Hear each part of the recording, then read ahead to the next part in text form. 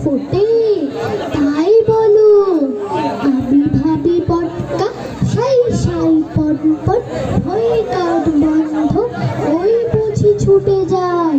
সে ফুলের গন্ধ।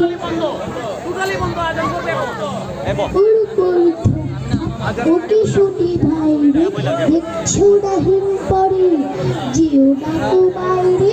চুপ চুপ ওই শুন চুপ ঝাঁস চাঁদ বুঝি ডুবে গেল